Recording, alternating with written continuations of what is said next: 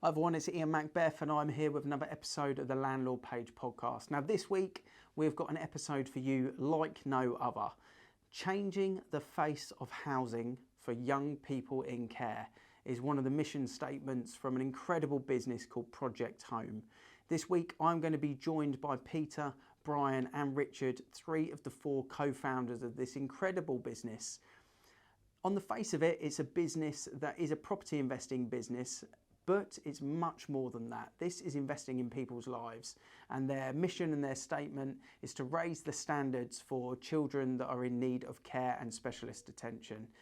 Kids that are aged between 8 and 24, their goal is to transition them into adulthood, but much more than that, their goal is to give them somewhere they can call home. They've got some incredible staff behind them. They've got some fantastic resources. It's going to be really interesting to hear their vision and also hear how things have evolved in the first year of business. They've got some excellent specialist skills. Peter with a property investing background, Richard with a marketing specialist background, and Brian that's been involved in supporting children for most of his business life actually. He's a phenomenal business owner himself with an incredible business that works alongside this company that they're so passionate about. I've watched and seen the business grow. I've been to one of the opening launches of one of their properties, and I must say they are genuinely raising the standards of this particular care specialising industry. So without further ado, there is no Mike, there's no Tristan on this one. It's just me and the three guys, and we're going to get stuck into exactly what the business is like. And I promise you, you will not be disappointed by listening to this episode. So here's Richard, Brian, and Peter from Project Home. So, gents, Project Home, three people in a room. Normally, there's three of us and one of the guests. So I feel slightly outnumbered today, but I'm sure I'll hold my own. Brian, Richard, Peter, all co-founders of Project Home. There's a quote that I got on your website: "A group of people who believe in extraordinary futures start at home," which I thought was a really cool kind of quote to kick things off with. So in this podcast, let's hear about your story, hear how it started, hear about what's going on now, and then what the future is. So, Brian, sort of coming to you, because I saw you on the website with a lot of videos. How did this kick off? How did this happen? So I started a business 4 years ago in alternative provision, helping children in care within the local authority, and I wanted to give back. I grew up in the care system, so I was adopted early in my life, and always wanted to give something back. So always had thought about starting supported living in children's homes. We didn't quite have the tools, the finances or anything else to actually get it going, and became friends with Rich. We were having a conversation one day. He told me he knew someone in property, Pete, and it sort of evolved from there. We sat and had a meeting, and all our sort of visions aligned, and we've all had different stories over the years that sort of came together, and here we are. We opened our first supported living house in October. It's already full, and two more planned for early next year, and then a children's home. So Probably feels quite like a real good accomplishment that you've had that vision so far sort of down the line ago, and now it's actually come into real action. And I think one of the things that I saw as well was, for me personally, when we're looking at business, I think purpose, I think profit, and then I think problems. And what problems do you solve? If you've got a business with a real good purpose, which clearly this does, and we'll get stuck into that as well, it's inevitably going to make profit. And those kind of three Ps, you guys have really kind of ticked those boxes, I think.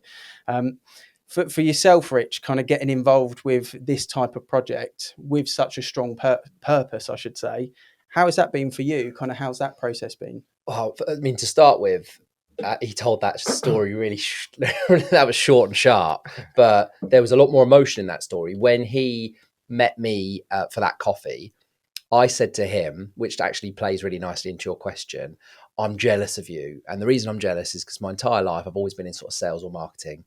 And whilst I love what I do and have a great impact at times in terms of what I do, I always feel like I've been sort of chasing money, profit, growth, but I've never really been doing anything that like truly fulfills me. So I said, I'm really, really jealous. And he said, do you know what?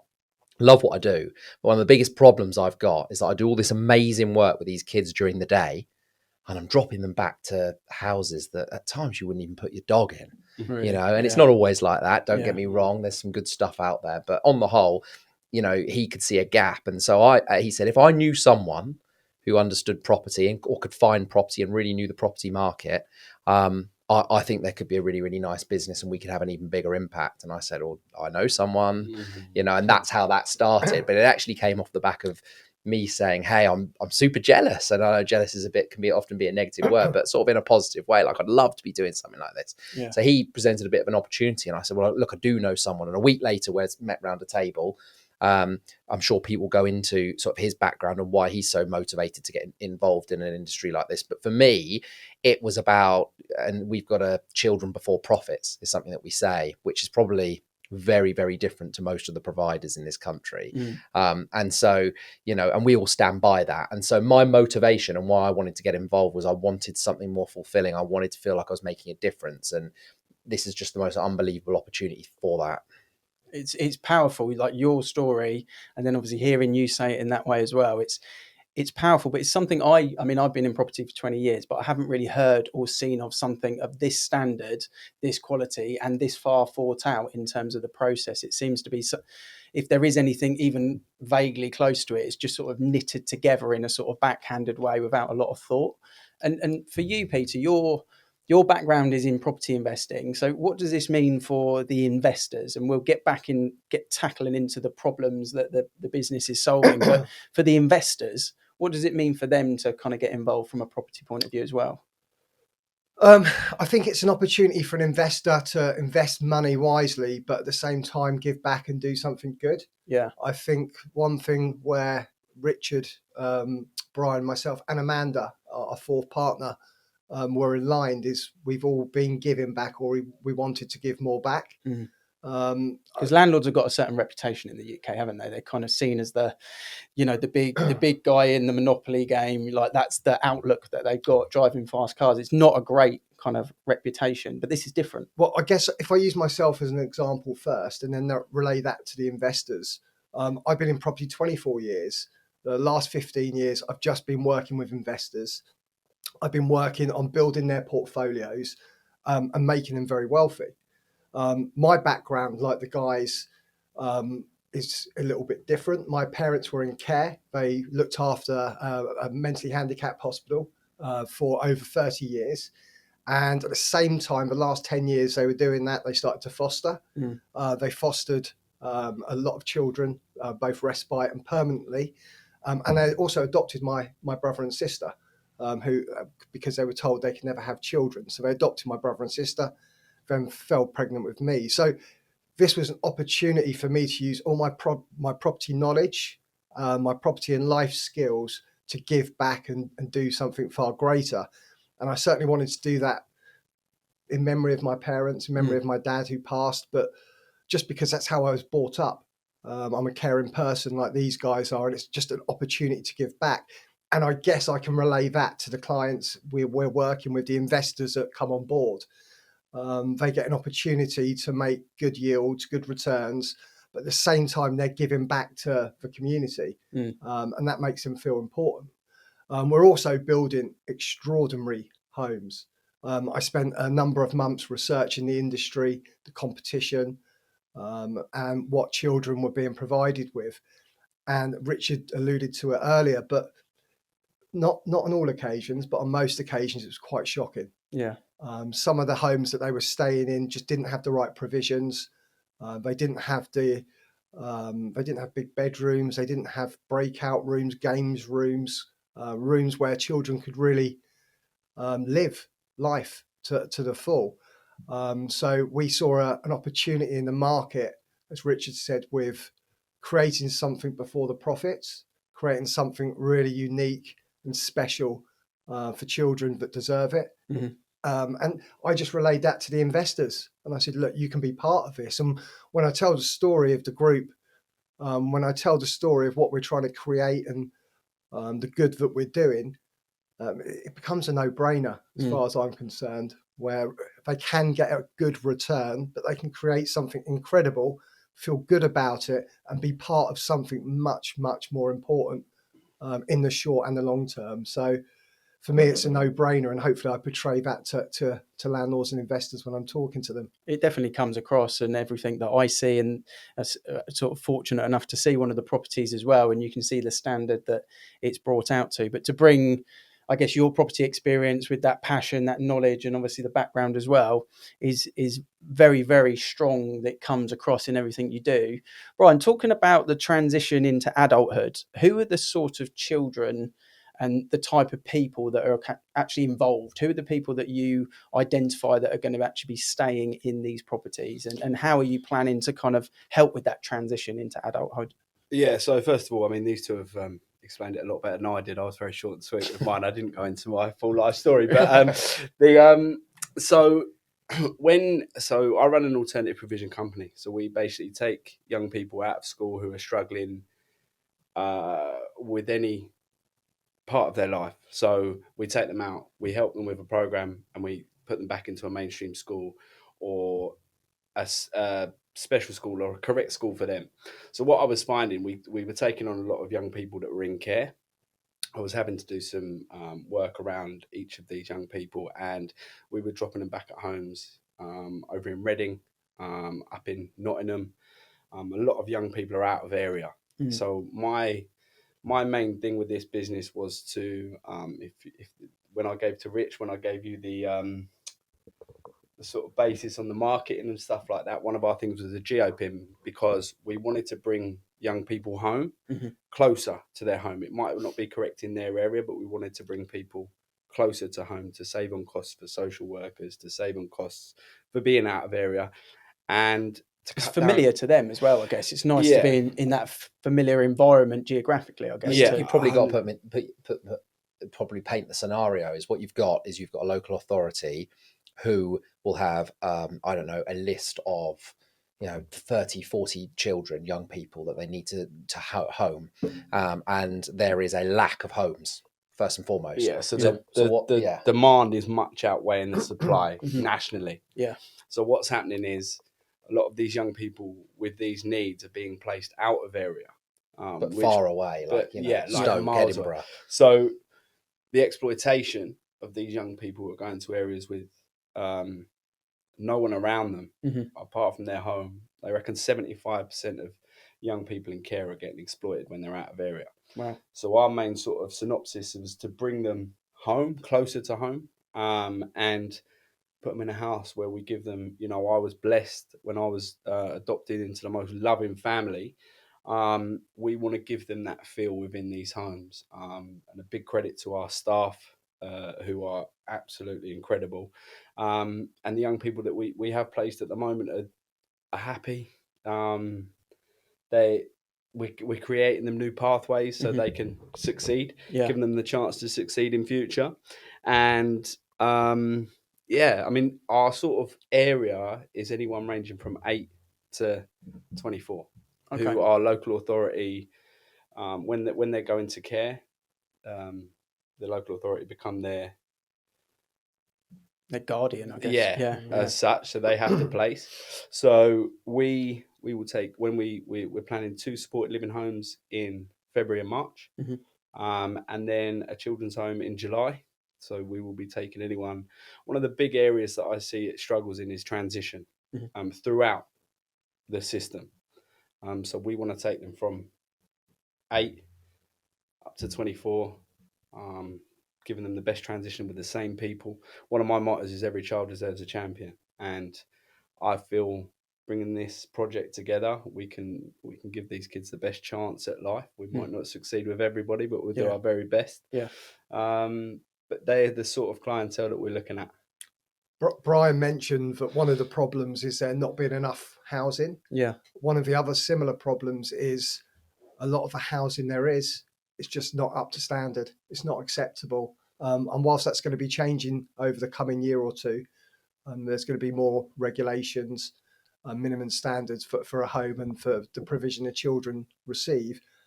There's a big gap in the market to improve what is already out there. And there's just an abundance of children that need help and support. So this is just the beginning. And I hope as we grow, we can make a much bigger impact to many more lives, because it's needed. It sounds like the local authorities, they want it, and you can tell that from your occupancy rate straight away, that everyone has sort of come together and gone, right, this is the way forward. But it's just not been available. It's not something that's been an option, which is great to see that now becoming an option for people. I think when we showed the local authorities the housing, they were amazed with the houses and what we were producing.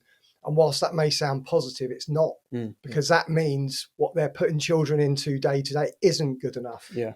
And we want to raise the standard, not just locally, but across the UK. I think what's crazy about it is that Pete and I aren't from this world.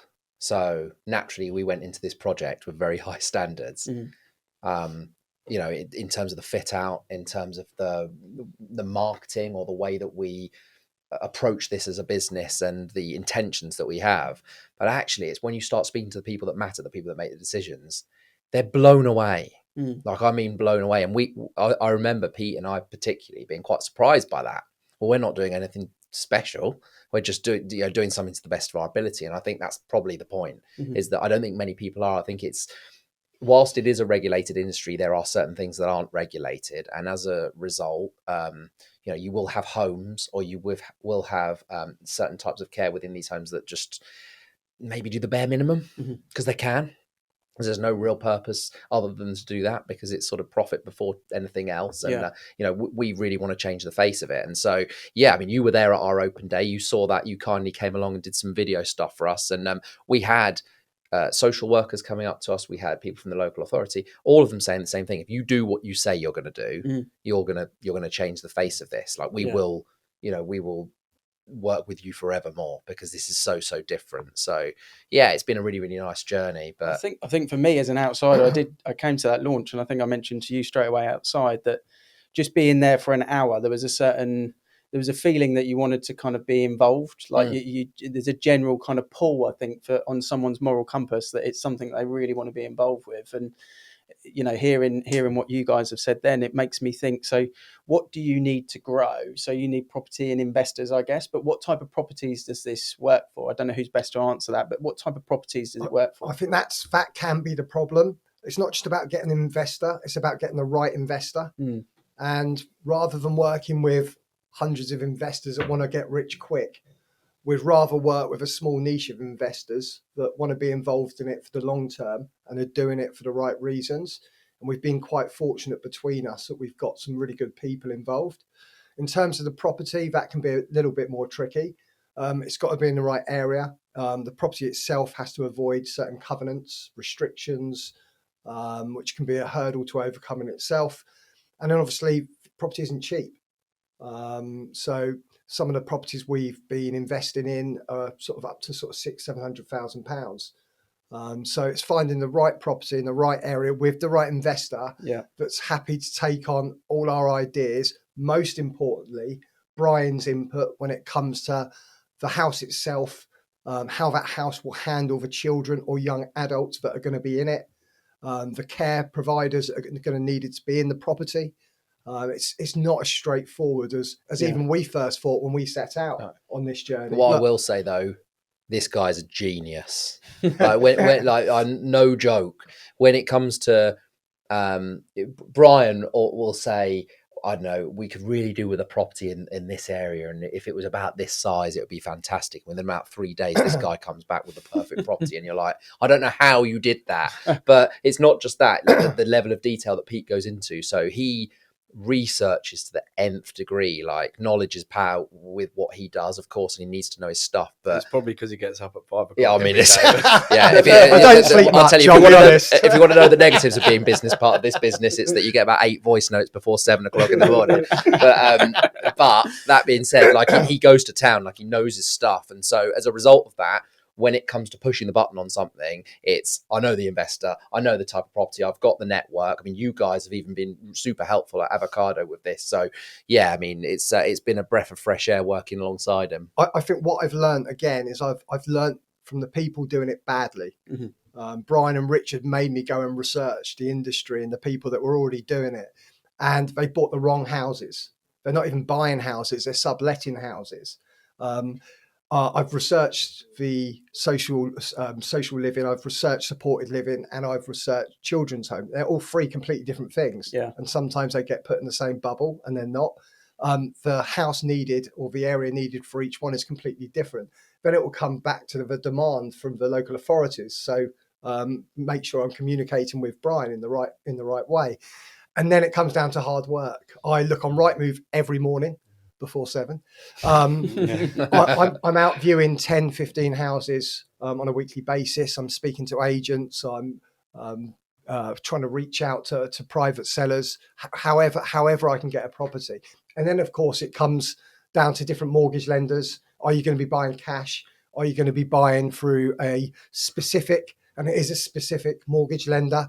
Are you going to be doing it on commercial finance and changing the use of the property? Mm-hmm. If it's a children's home, that can be more beneficial. Yeah. So it's not a straightforward process. And I guess that's why there aren't many people doing it.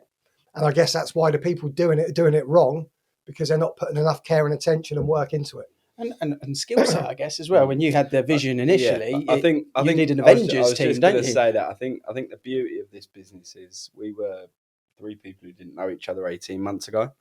It's all good having a vision, but you need certain pieces to that puzzle. Yeah. And what Rich created for us is an unbelievable brand. Mm-hmm. That, I didn't know much about marketing. I was in the day-to-day of my job and what I did. And what Pete brings is a phenomenal knowledge of property.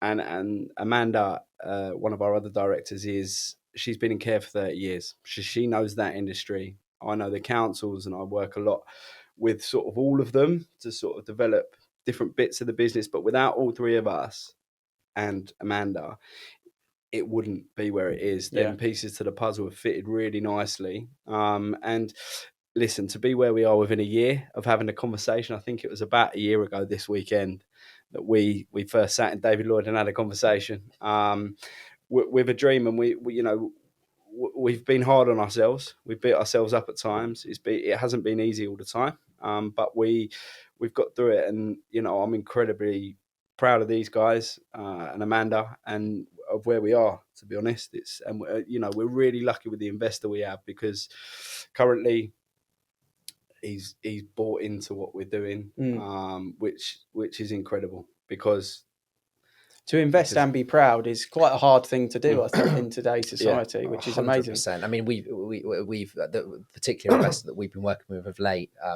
We've met him. He's been to the house. His sons have got involved in the house. Like it's like a family affair almost. And I think we've been very, very lucky. Well, I say lucky, that was Pete's world, and Pete knew him, and Pete knew to bring it at the right time. But what I would say is the icing on the cake was when the investor met the rest of the team. Yeah. When they met Amanda, they met Brian, they met Richard, they fell in love with the project. So yes, I made the introduction at the beginning, but it was with the whole process and the idea that Brian created that the investor fell in love with. Has anyone spoken to the children that are in the first home? Yeah, so we've got 4 in our first home at the moment. Different young people coming from different areas, different sort of paths they're on, and we've tried changing their paths and what they're doing to much success. We've taken a young man who's a refugee in a couple of weeks ago, and he really struggled initially because he was coming from a different area, but through the team's hard work, we've worked around getting him a network around this area. Looked to get him into a cricket team. Looked to got him a Quran, a prayer mat, and we've looked to get him a network in this area so that he feels more comfortable and he's really happy in the home, which wasn't expected 3 weeks ago. So another young man, we're looking to get a CSCS card and get him into work. And it's just about changing their thought process on life. We've got a lot of different elements to the business. So we've got a county lines element to the business.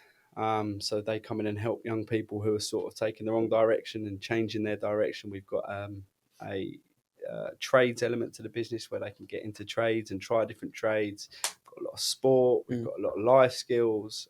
That's one of the areas that I think these young people struggle the most, is actually having those life skills to go and live independently. And our aim is to be able to get these young people to live independently.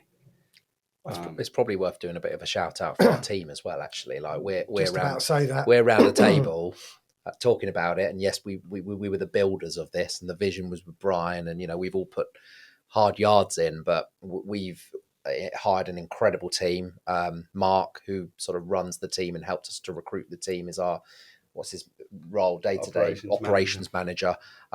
Absolutely done an incredible job up against it, because effectively you've got to remember what he wasn't coming into an established business with processes and with all the right funding in place at the time and right equipment. He's had to literally build with us while on the job, while recruiting, and the troubles that come with hiring and managing people, and he's done an incredible job. And not at any point have any of the young people that we have within our home suffered in any way. He's put them first, and he's gone over and above, and so have the rest of the team. So we wouldn't have been able to do it without him. The most important people in this whole process are the people that Richard was just talking about. The provisions, the care that the young people and children have, that's the most important thing. Yes, the house is important, but the care they're receiving and the people that are around them, that is the most important thing. Because with these elements of things, it's fantastic that it works, but for it to truly function, it has to be a profitable business as well. And you have to for it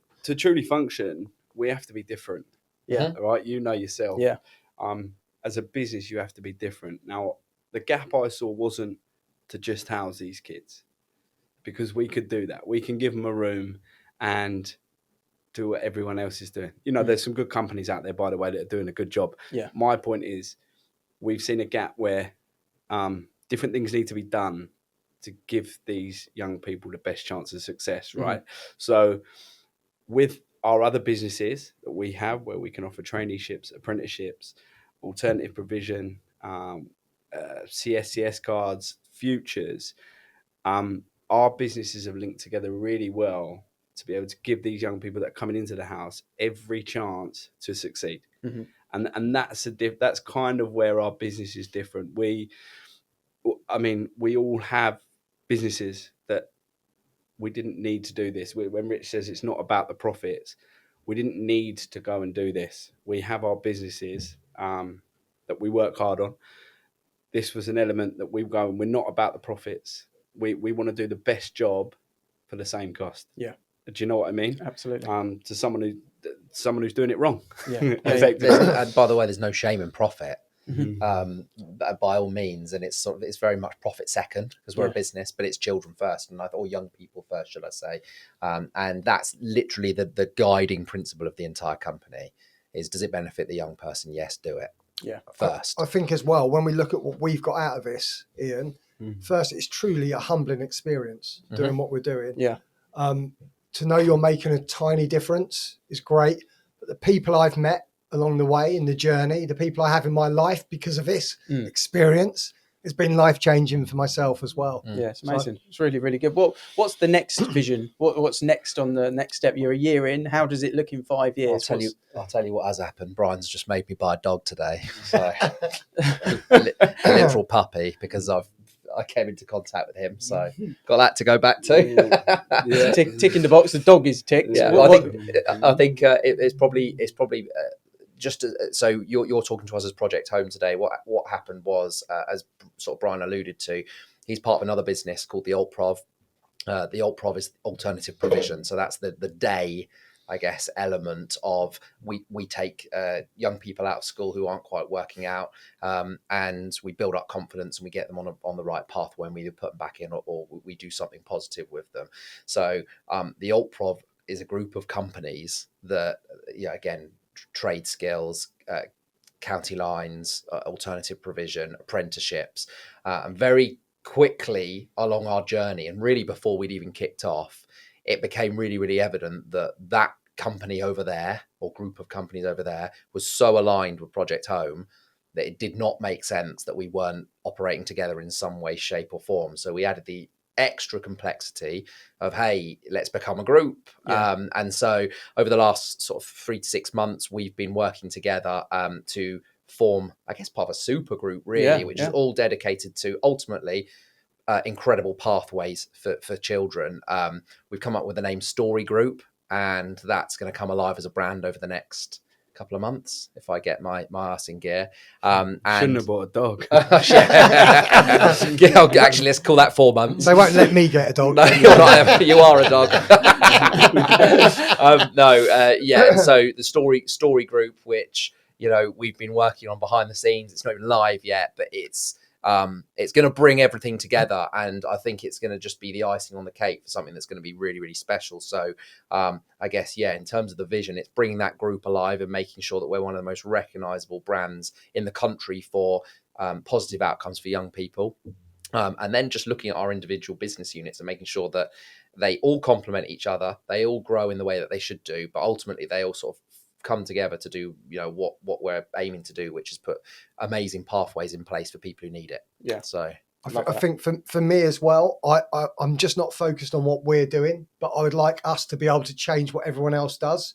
So if there's other providers out there, if there's other people doing similar things already, they improve what they're doing in terms of the housing and care. And if there's people thinking of getting into this industry, they know that it's not easy and they've got to come into it for the right reasons.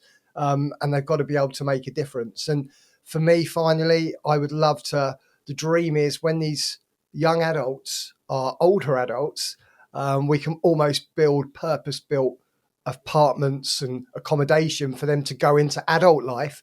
So transition into adult life with potential jobs and apprenticeships to go and flourish in later life. So we continue that journey, if you like.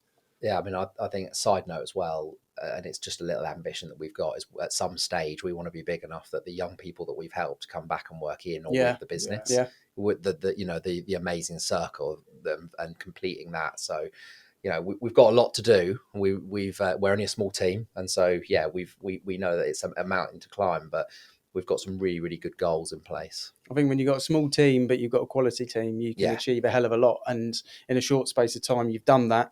The aspirations and kind of, I guess, the inspiration I take from that for the growth strategy as well, doing it the right way is really cool to see. And I think if you go into an industry and you set the highest standard from day one, other people will inevitably follow. And it seems like that's a big driving goal for you as well. And obviously the children that touch Project Home and that are involved in it are only going to benefit from it too, which is fantastic to see. So really appreciate your time today coming on the podcast. And if investors or people with homes or people that want to get involved in whichever way, projecthome.care, I believe, is the website. Yeah, that's the website. For now, that's definitely the best place. If investors want a one-on-one sort of chat with Pete, he's always about on Instagram, is probably a good place for you, I'd say. Instagram, Facebook, or even if they contact us via the website, they'll be booked in to meet with me. And I'd love to meet investors. I mean, we're all interested in meeting anyone that wants to be involved in the industry for the right reasons. Yeah, it's definitely something people will be proud of. So, amazing that your vision is now coming into reality, Brian. So, I'll just give also a shout out to the other 3 directors in our group, Rob, Ryan, and Sean. They've been a big part of everything that we've done. We've come together as a big group. So, just want to give them a shout out as well because. Shout out, leave off. I want to give them 3 just a mention as well because we are a team of 6 that believe in changing the futures of these young people, and them 3 as well have done a lot with us. To maybe in a year's time we can get them on. We'll come on when you've got more mics. We need a bigger room, Ian. We need a bigger room. We can have everyone on. We can maybe get those 3 on. They can come on. They can talk about Story Group once.